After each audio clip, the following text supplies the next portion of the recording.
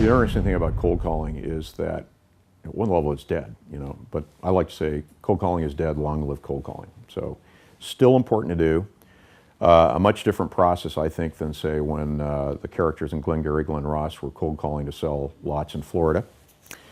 And you can do things to make it more efficient and more focused. So the first thing to do is to have a good calling list. You should be calling on people at the level that are actually going to respond to your offer, that need what you have.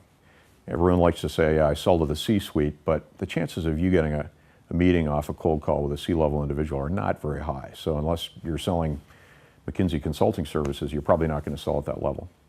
Second thing is you want to be focused and concise. So both in your cold call that you make and the email that you send, you want your message to be 2, no more than 3 sentences. I like to link the two because people tend to remember things when they get a voicemail message in their voicemail box and they see an email. Third thing is, I say, like any good cold caller, be persistent and systematic. So sit down every day and make your calls, call people every other or third day. Be pretty persistent before you give up on them. And there's always a fine line between being persistent and obnoxious, and you've got to kind of push that line a little bit, I think.